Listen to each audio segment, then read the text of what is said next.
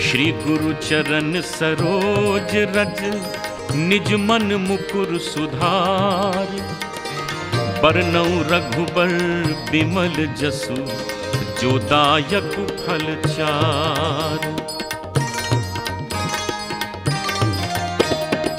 बुद्धिहीन तनु जानिके, सुमिरो पवन कुमार। बल बुद्धि विद्या देहु मोहि, हरहु कलेस विकार।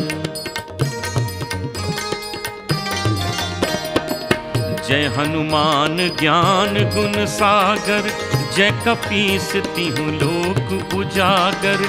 रामदूत अतुलित बल धामा, अंजनी पुत्र पवन सुत नामा। महावीर विक्रम बजरंगी, कुमति निवार सुमति के संगी। कंचन बरन विराज सुबेसा, कानन कुंडल कुंचित केसा। हाथ वज्र और ध्वजा विराजै, कांधे मूज जनेऊ साजै। शंकर सुवन केसरी नंदन, तेज प्रताप महाजगबंदन। विद्यावान गुणी अति चातुर, राम काज करिबे को आतुर।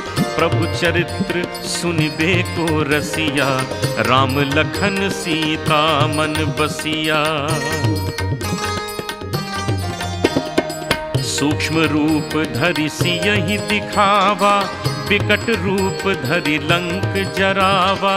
भीम रूप धरि असुर संहारे, रामचंद्र के काज संवारे। लाय संजीवन लखन जियाए, श्री रघुबीर हरषि उर लाए। रघुपति कीन्ही बहुत बड़ाई, तुम मम प्रिय भरतहि सम भाई। सहस बदन तुम्हरो जस गावै, अस कहीं श्रीपति कंठ लगावै। सनकादिक ब्रह्मादि मुनीसा, नारद सारद सहित अहिसा। जम कुबेर दिगपाल जहाते, कवि कोविद कहि सके कहाते। तुम उपकार सुग्रीवहि कीन्हा, राम मिलाए राजपद दीन्हा। तुम्हरो मंत्र विभीषण माना, लंकेश्वर भय सब जग जाना। जुग सहस्त्र जो जन पर भानु, लील्यो ताहि मधुर फल जानु। प्रभु मुद्रिका मेलि मुख माहि, जलधि लांघि गए अचरज नाही। दुर्गम काज जगत के जेते, सुगम अनुग्रह तुम्हरे तेते। राम दुआरे तुम रखवारे, होत न आज्ञा बिनु पैसारे। सब सुख लहे तुम्हारी सरना, तुम रक्षक काहू को डरना। आपन तेज सम्हारो आपै, तीनों लोक हाँकते कांपै। भूत पिशाच निकट नहीं आवे, महावीर जब नाम सुनावे। नासै रोग हरे सब पीरा, जपत निरंतर हनुमत बीरा। संकट ते हनुमान छुड़ावे, मन क्रम वचन ध्यान जो लावे। सब पर राम तपस्वी राजा, तिनके काज सकल तुम साजा।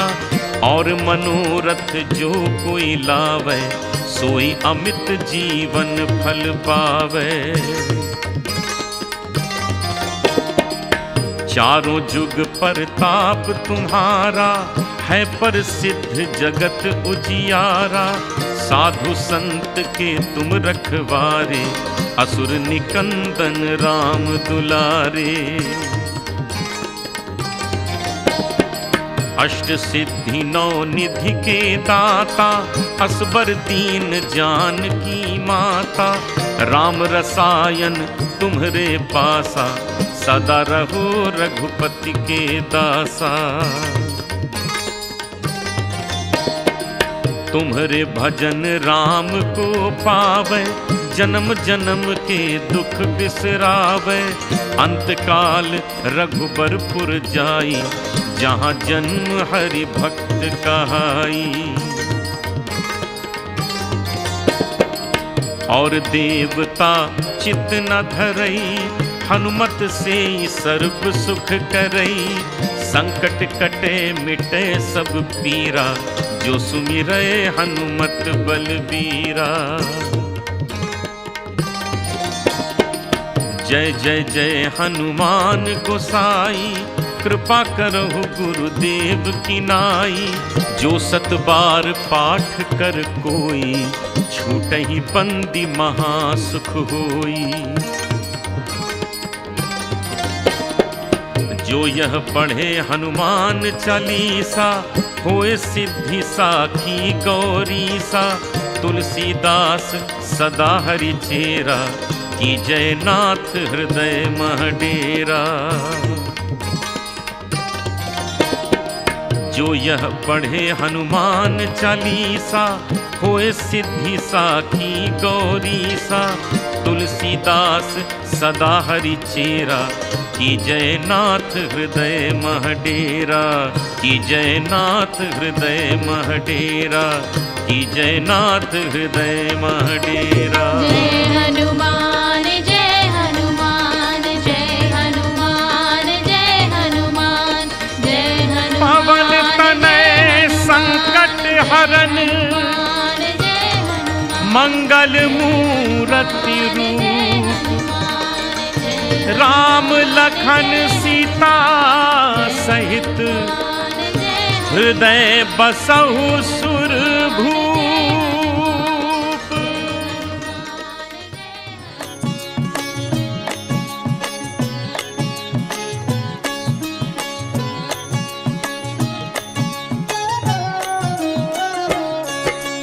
जिनके लिए मैंने अपने जीवन का हर सुख छोड़ा, उन्होंने मेरी ओर से अपने मन को फिर क्यों मोड़ा। जिनके लिए मैंने अपने जीवन का हर सुख छोड़ा, उन्होंने मेरी ओर से अपने मन को फिर क्यों मोड़ा। ये बात ही हनुमान के जीवन की पहेली बन गई, जीवन की पहेली बन गई।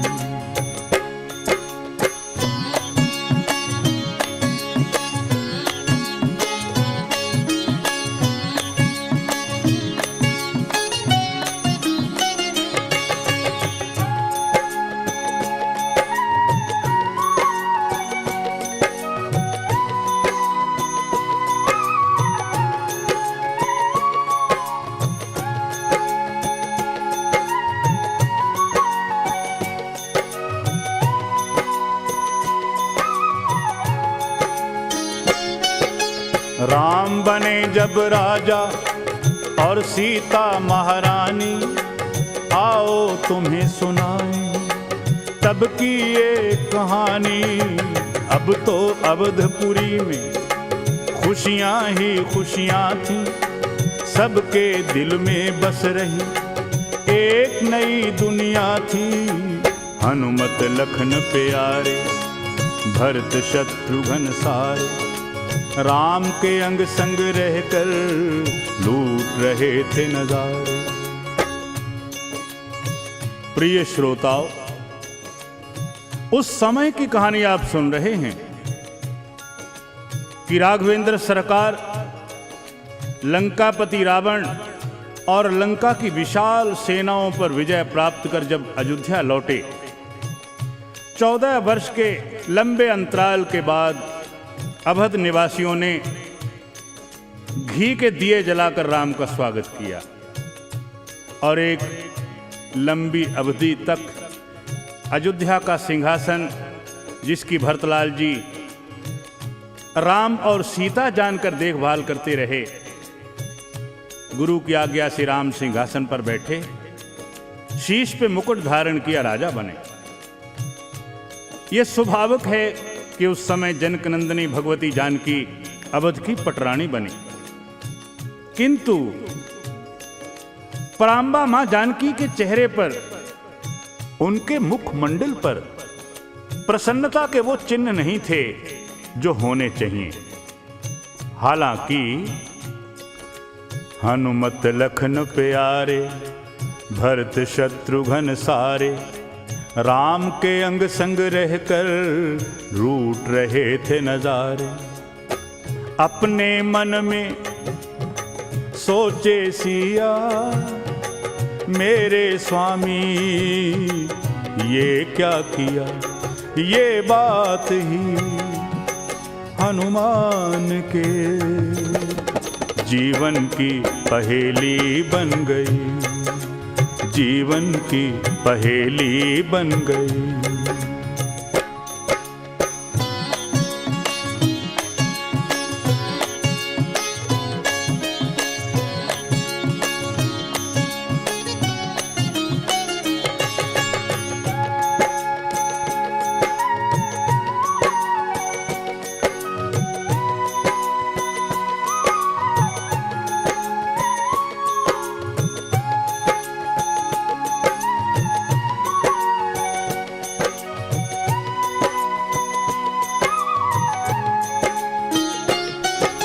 रावण की लंका में मैंने दुख झेला है, अब तो सबकी खातिर खुशियों का मेला है। मैं थी जिनकी जोगन, जिनका है ये तन मन, मेरे लिए ही नहीं है उनका सारा जीवन। एक दिन जनक दुलारी, राम की प्राण प्यारी, मन की बात बताने राम के पास पधारी। भगवती जानकी सोच रही हैं, रावण की जेल में राम से अलग होकर जो विरह का दुख मैंने झेला वो तो मजबूरी थी, परंतु अब पटरानी होते हुए भी वह सब अधिकार मेरे पास नहीं हैं जो होने चाहिए। अपने मन की कथा व्यथा कहने के लिए राघवेंद्र सरकार राम को एक दिन अकेला जानकर भगवती जानकी वहां पहुंची। अंतर्यामी राघवेंद्र भगवान सब कुछ जानते हुए भी चुप थे कि जानकी जी अपने आप ही जरूर कुछ बोलेंगे। एक दिन जनक दुलारी, राम की प्राण प्यारी, मन की बात बताने राम के पास पधारी। बोली सिया सुनो पिया, सबने हक मेरा छीन लिया, ये बात ही हनुमान के जीवन की पहेली बन गई, जीवन की पहेली बन गई।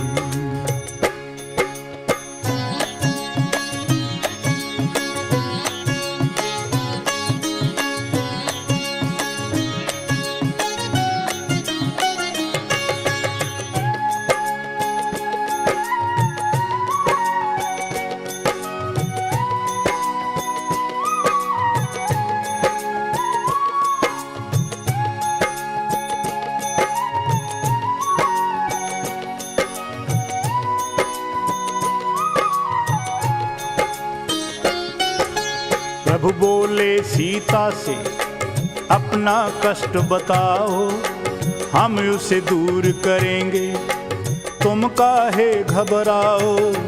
बोली सिया खुश होके, आप हैं अंतर्यामी, फिर भी पूछते हैं तो सुनिए जरा स्वामी, हनुमत चरण दबाएं, लक्ष्मण चंवर झुलाएं, भरत शत्रुघ्न दोनों हार श्रृंगार बनाएं। सरकार राघवेंद्र ने जनक नंदिनी भगवती परांबा जानकी से जब पूछा, क्या कारण है प्रिय, अपने मन का हाल आप क्यों नहीं बताती, अपने मन को हल्का क्यों नहीं करती? तो भगवती जनक नंदिनी जनक दुलारी जानकी बोली, प्रभु आप तो अंतर्यामी हैं, मेरे मन की पीड़ा को अच्छी तरह समझते हैं, फिर भी आप पूछ रहे हैं, मैं बता रही हूं। मैं रावण के कैद खाने में थी, मैं आपसे दूर थी, केवल आपका चिंतन कर सकती थी, आपके दर्शन सेवा नहीं कर सकती थी। किंतु मैं देख रही हूं कि महलों में रहते हुए, आपके अंग संग रहते हुए, फिर भी मैं आपकी सेवा नहीं कर पाती हूं। प्रभु ने पूछा, क्यों, ऐसी कौन सी बंदिश है आपके लिए मनाही है क्या? सीता जी बोली, ये बात नहीं है सरकार, मेरे लिए बचा ही कुछ नहीं है सेवा को। हनुमत चरण दबाएं, लक्ष्मण चंवर झुलाएं, भरत शत्रुघ्न दोनों हार श्रृंगार बनाएं। मेरे लिए कुछ ना बचा, दासियों ने दी सेज बिछा, ये बात ही हनुमान के जीवन की पहेली बन गई, जीवन की पहेली बन गई।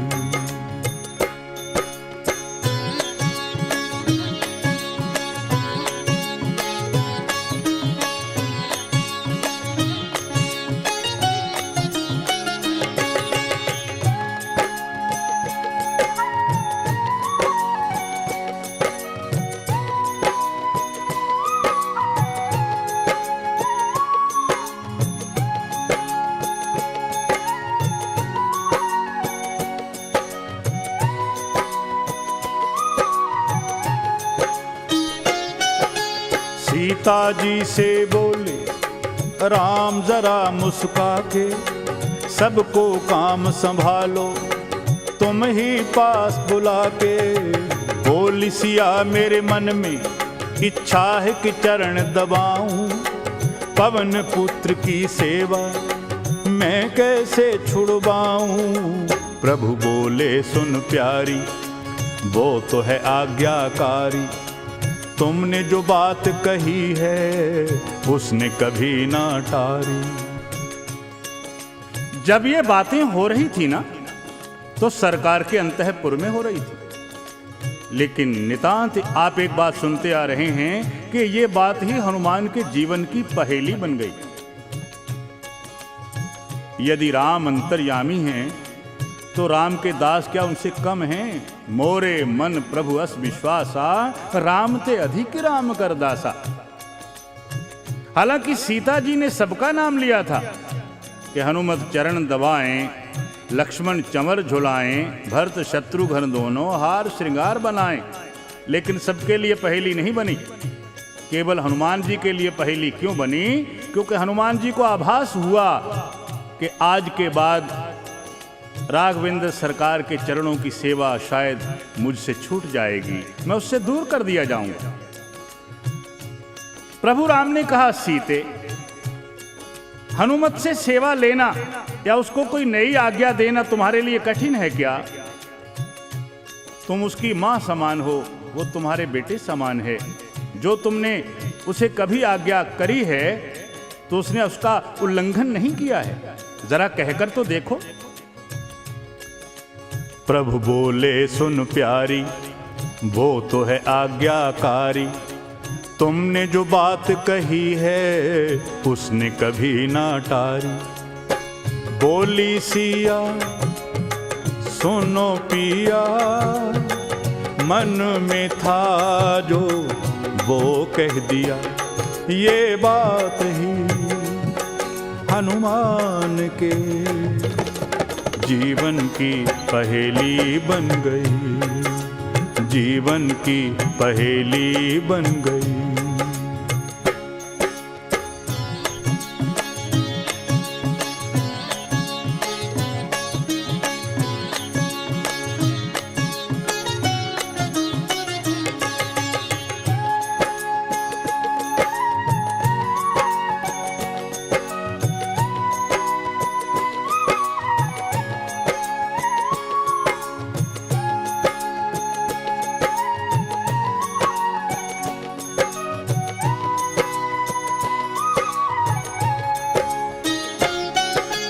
अगले ही दिन सीता ने सबको पास बुलाया, जो जिसकी सेवा थी सबको ही समझाया। पवन पुत्र से बोली फिर यूं जनक दुलारी, प्रभु चरणों की सेवा अब है मेरी बारी। तुम भी मत घबराना, इतना फर्ज निभाना, जब प्रभु लेंगे उबासी तब तुम चुटकी बजाना।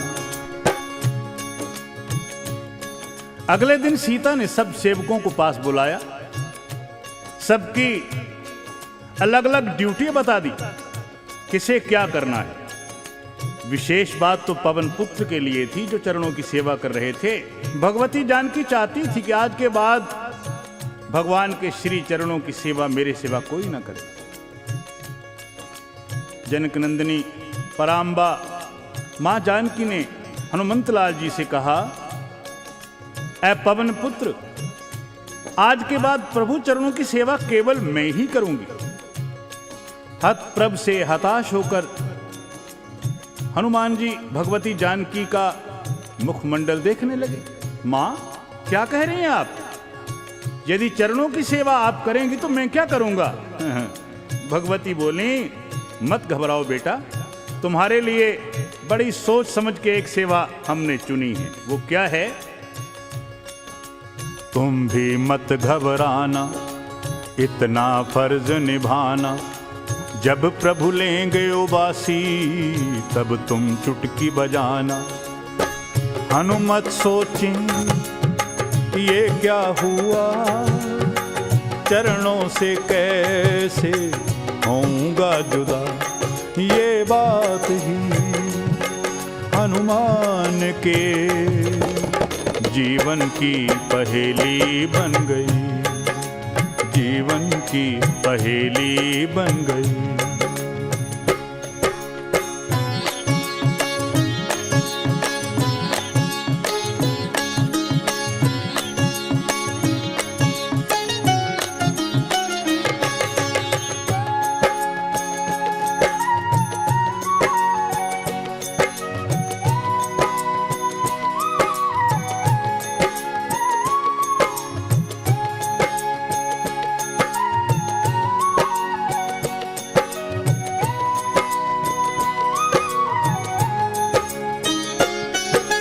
सब तो आ गया सुन के, चल दिए शीश निवाकर, बैठ गए बजरंगी आसन वहीं जमाकर। सीता जी ने पूछा, कहने लगे समझाकर, जब प्रभु लेंगे उबासी नाचूंगा चुटकी बजाकर। सीता खींच के बोली, अभी तो बाहर जाओ, अभी तो प्रभु सोते हैं, यूं तो न शोर मचाओ। हनुमंत लाल जी ने सुना कि चरणों की सेवा मुझसे वापस ले ली गई। इसी बहाने पहले चरणों की सेवा करते रहते, चरण चांपते रहते और श्री राम रघुनंदन का मुखमंडल निहारते रहते। हर समय 24 घंटे जैसे चकोर चांद को देखते, यूं देखते रहते। आज्ञा हुई कि सबको अलग अलग सेवा संभाल दी गई है। हनुमंतलाल, तुम्हारे लिए सेवा क्या है कि जब भगवान को उबासी आए तब तुम चुटकी बजाओगे। ठीक है मां, जैसी आपकी आज्ञा, जैसी आपकी इच्छा। चरण छोड़ दिए, वहीं पे आसन जमा कर बैठ गए। मां जानकी ने कहा, आप क्यों बैठे हो, क्यों नहीं जाते हो? बोले, मां आप तो बड़ी भोली हैं, मैं यहाँ से चला जाऊं और मेरे बाद सरकार को उबासी आ जाए, तब फिर क्या होगा? उबासी का कोई समय थोड़ी ना, इसलिए मैं बैठा हूं। हनुमान जी तो और भी प्रसन्न हो गए। हर समय सरकार के मुखमंडल को देखता रहूंगा, जब उबासी आएगी तभी चुटकी बजाऊंगा। तो सीता जी ने कहा, ये तो ठीक है, परंतु आप देख नहीं रहे हो कि भगवान विश्राम कर रहे हैं, निद्रा में हैं, सो रहे हैं। अभी तो मत शोर मचाओ, अभी तो यहां नहीं बैठो ना, अभी बाहर जाओ, जब जग जाएंगे तब वापस आना। सीता खींच के बोली, अभी तो बाहर जाओ, अभी तो प्रभु सोते हैं, यूं तो न शोर मचाओ। चल दिए वो शीश झुका, माता सिया से कुछ ना कहा। ये बात ही हनुमान के जीवन की पहेली बन गई, जीवन की पहेली बन गई।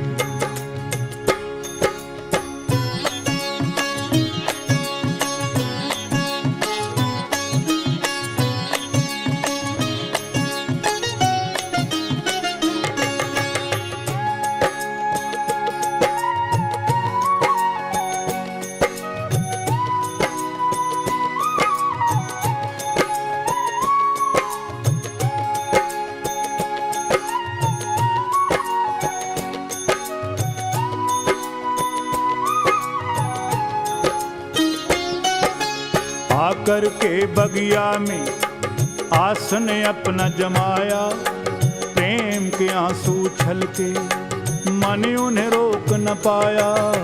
सोचा अपने मन में, प्रभु कब ले लें उबासी, मैंने न चुटकी बजाई, होगी भूल ये खासी। इतना सोचा उठकर लगे वो चुटकी बजाने, सच तो है भगत की बातें, वो भगवान ही जाने।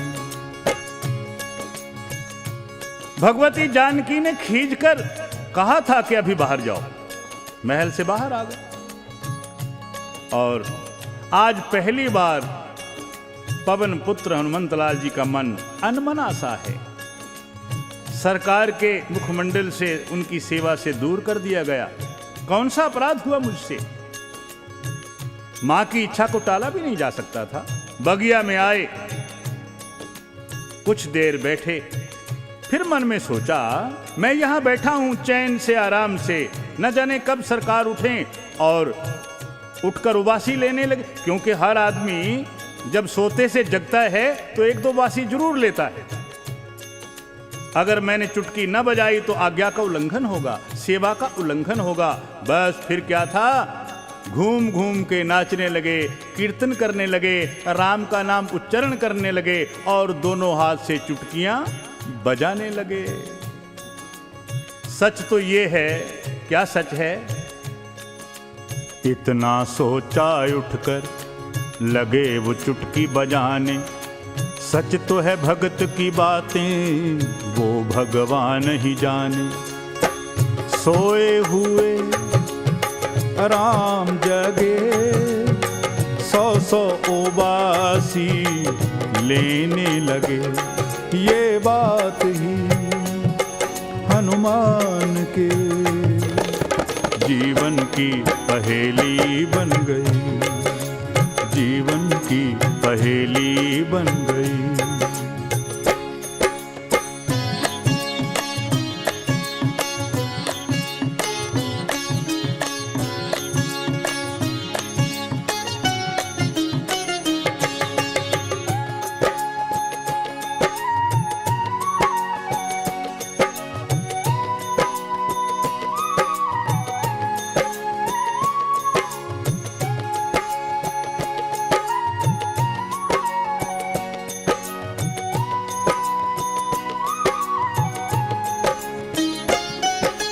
सीता जी ने देखा, मन में बहुत घबराई, भरत शत्रुघ्न लक्ष्मण सबको बुला के लाई।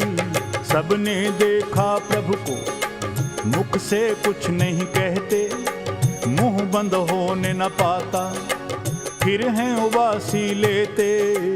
आखिर वैद्य बुलाया, उसके भी समझ न आया, राम का हाल वही था, सबका मन घबराया। आपने सुना कि हनुमंतलाल जी घूम घूम कर कीर्तन करने लगे, दोनों हाथों से चुटकियां बजाने लगे। जब सैकड़ों चुटकियां बजेंगी तो यह जरूरी है कि सैकड़ों उबासी भी आनी चाहिए। सच तो है भगत की बातें वो भगवान ही जाने, ये तो भक्त और भगवान की लीला है ना। हनुमंतलाल जी चुटकी पे चुटकी बजाए रहे थे, बजाए ही जा रहे थे।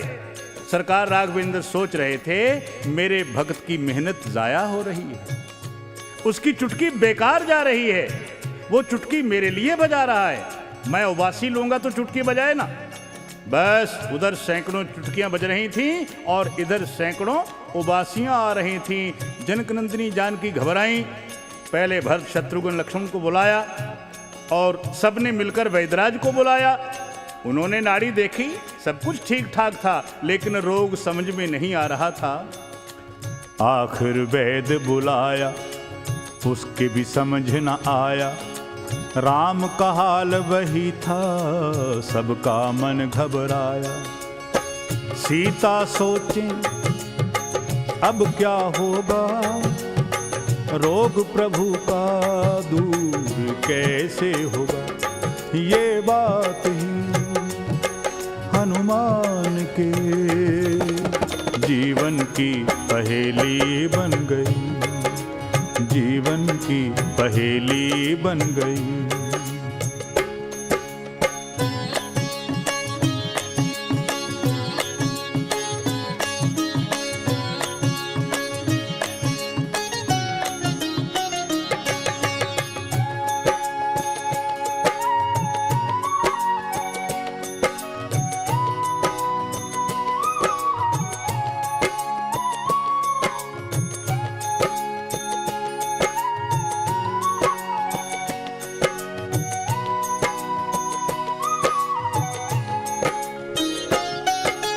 भरत जी बोले लक्ष्मण भैया तुम ही जाओ, हनुमान नहीं आए उन्हें बुला कर लाओ।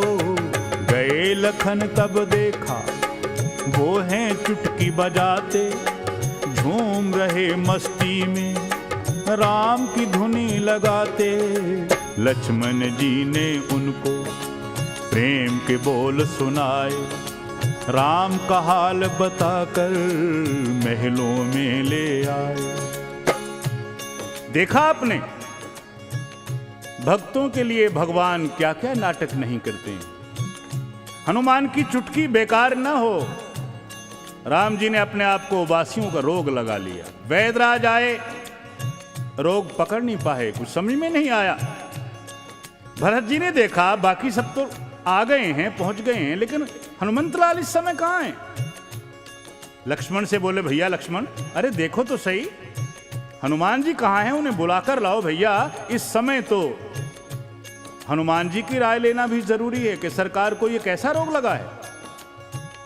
हनुमंतलाल बगिया में गए तो क्या देखते हैं, झूम झूम के गा रहे हैं, नाच रहे हैं, चुटकी बजा, दोनों हाथों से चुटकी बजाई जा रही है।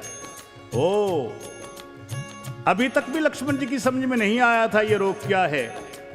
लक्ष्मण जी ने पवन पुत्र की बांह पकड़ी और उनको बड़े प्रेम से प्रभु का हाल सुनाया। बस फिर क्या था, लक्ष्मण जी ने उनको प्रेम के बोल सुनाए, राम का हाल बताकर महलों में ले आए।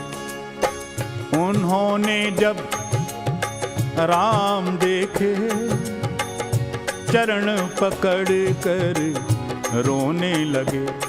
ये बात ही हनुमान के जीवन की पहेली बन गई, जीवन की पहेली बन गई।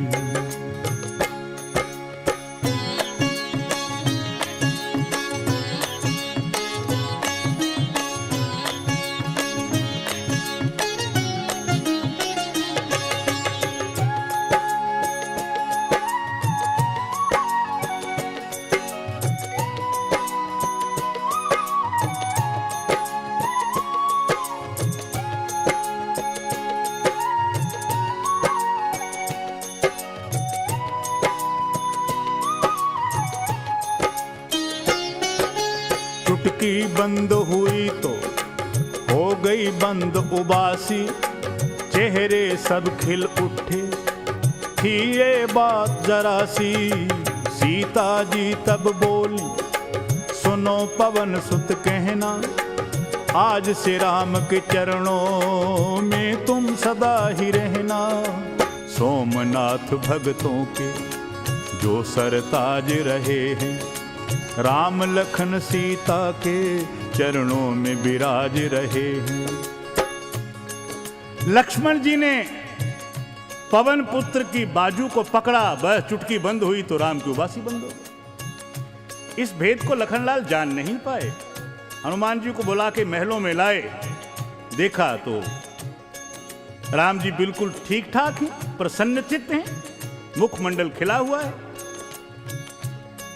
तो हनुमंतलाल जी ने लखनलाल से कहा, सरकार आप तो कहते थे राघवेंद्र सरकार को न जाने कैसा रोग लग गया है, खामखा आपने मेरे भजन कीर्तन को छोड़ वहीं फिर चुटकी बजाकर नाचने लगे तो सरकार को फिर उबासियां शुरू हो गई।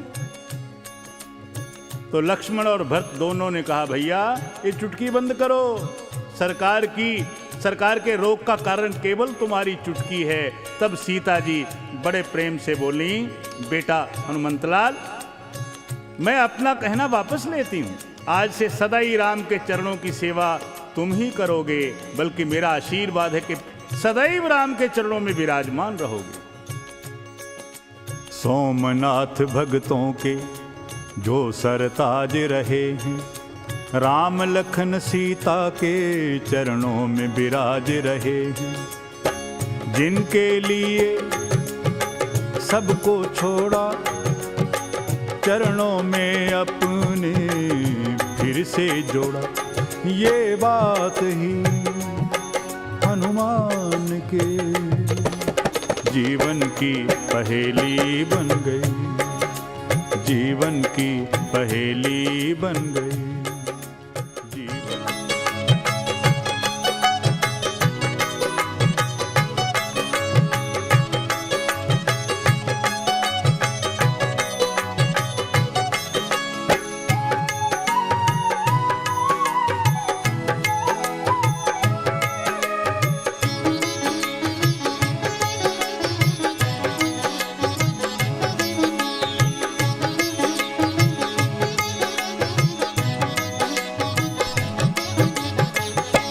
जगत के ईश को प्रणाम बारंबार करते हैं, जो अपने भगत से न जान कितना प्यार करते हैं। जगत के ईश को प्रणाम बारंबार करते हैं, जो अपने भगत से न जान कितना प्यार करते हैं।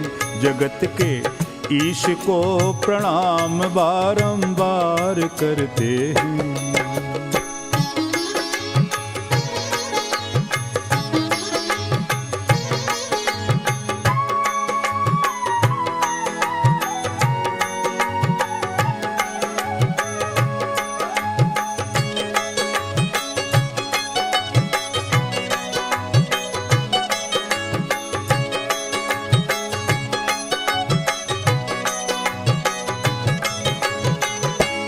था मंदाकिनी का तट, मनोहारी सा एक उपवन, लेके खरताल हाथों में मगन थे केसरी नंदन।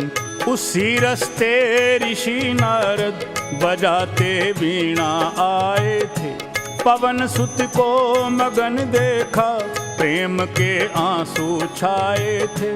ऋषि नारद ने बाह पकड़ी और बोले केसरी नंदन के जिन ठाकुर की भक्ति में तुझे भूला है तन और मन, के जिनकी याद में दुनिया ही सारी भूल जाती है।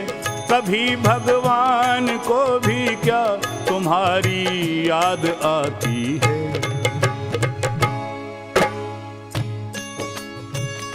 प्रिय श्रोतागण,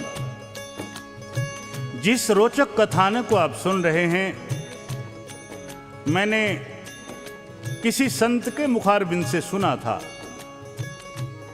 कि ऋषि नारद एक बार भ्रमण करते करते मृत्यु लोक में आए और फिर भारत की पुनीत धरा पर पधारे।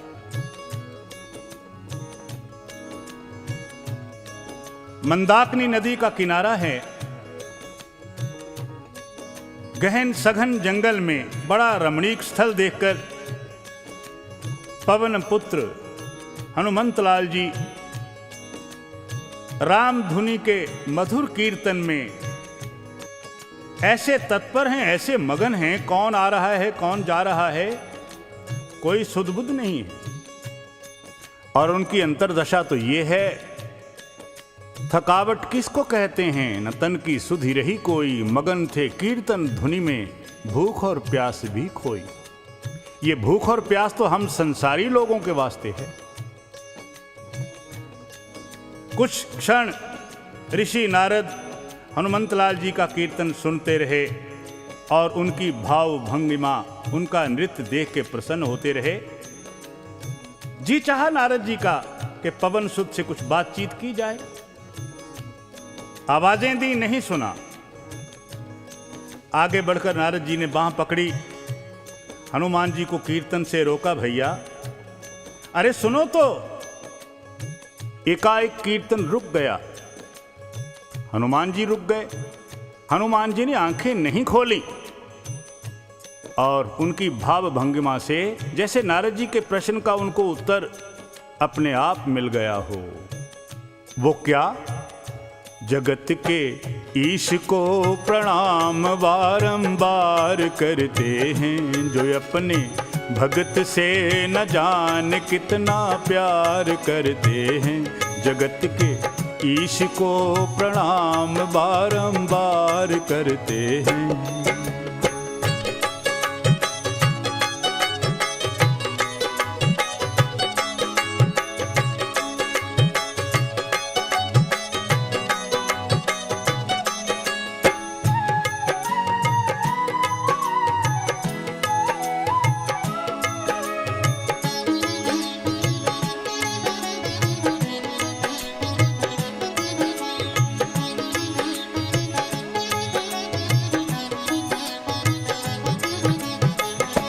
पड़ा जब विघ्न कीर्तन में, नेत्र हनुमान ने खोले, बड़ी ही निम्रता से वो श्री नारद से यूं बोले। तुम्हारा रोज ही बैकुंठ में आना और जाना है, प्रभु को ध्यान कितना है ये तुझको ही बताना है। सुना है पास ठाकुर के पुराना बही खाता है, जो भक्त हों उच्च कोटि के नाम वहाँ लिखा जाता है। कभी बैकुंठ जाओ तो तुम्ही मालूम कर लेना, कहीं पे नाम है मेरा मुझे आकर बता देना।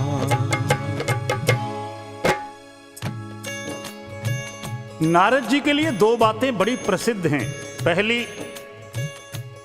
कि वो कहीं टिकते नहीं, टिक सकते भी नहीं, क्योंकि उन्हें शाप है कि 2 घड़ी से ज्यादा कहीं बैठ नहीं सकोगे। और दूसरी बात, उनको लगाने बुझाने की बड़ी आदत है। अब देखिए ना, हनुमंतलाल जी तो तन मन से, तत्परता से, तन्मयता से भगवान का कीर्तन कर रहे थे। उनकी बांह पकड़ी और कीर्तन रोक के भगवान से भगत को लड़ाने की जुगाड़ सोचने लगे। जब हनुमान जी ने पूछा मुझे क्यों जगाया है, क्या बात है, तो नारद जी कहने लगे भैया मैं तो जानना चाहता था कि जिस भगवान के भजन कीर्तन में तुम इतने तत्पर हो, क्या उनको भी तुम्हारा ख्याल है? तो हनुमंतलाल जी कहने लगे नारद जी तो आप ही बताओगे, आप हर रोज बैकुंठ जाते हो आते हो, हमने सुना है भगवान के पास भक्तों का एक बड़ा बही खाता है। कभी आप वहां जाओ और उस बही खाते में देखो और फिर हमारी ओर से भगवान को नमस्कार करके ये भी पूछो, क्या जगत के ईश को प्रणाम बारंबार कर